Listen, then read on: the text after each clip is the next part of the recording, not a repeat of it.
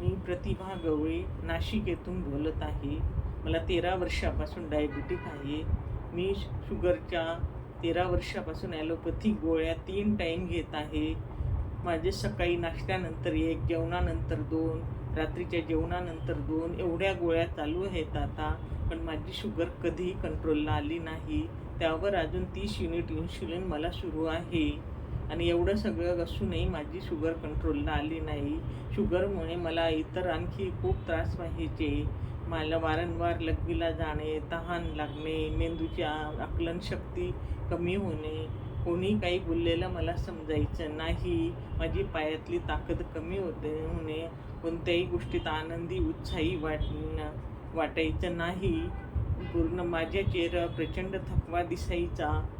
आणि त्यानंतर मला माझी HbA1ची 10.5 होती. कोलेस्ट्रॉल माझं 270 होतं.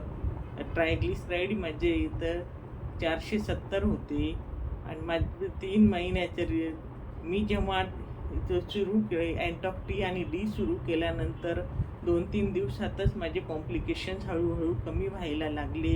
3 आठवड्यांनी माझी शुगर फास्टिंग शुगर 104 झाली. जेवणानंतरची शुगर माझी 150 झाली. त्यानंतर 3 महिन्यांनी पुन्हा HbA1ची टेस्ट केली. माझे HbA1ची 7.4 झाले. कोलेस्ट्रॉल 138 झाले. ट्रायग्लिसराईड माझे 111 झाले. आणि माझे पूर्णपणे त्रास नाहीशी होऊन मला सगळ्या म्हणजे जेवढे म्हणजे बाहेर जाऊन नंतर मी थोडेफार पूर्ण म्हणजे जे खाण्यापिण्याची इच्छा माझी नंतर व्हायची नाही. मला गोड खाणं वगैरे काही नाही. पण मी मे महिन्यामध्ये 1 दिवसाआड आंब्याचा रस खाल्लं तरी माझी शुगर फारशी वाढली नाही. तरी माझे 7.4 HbA1चे आले. आणि अजून मी माझे 3 महिने औषधं घेणार आहे. आणि मला इतका उत्तम रिझल्ट आणि परिणाम मिळाला. मला अँटॉक टी आणि डी यांचे मी शतशः आभार मानते.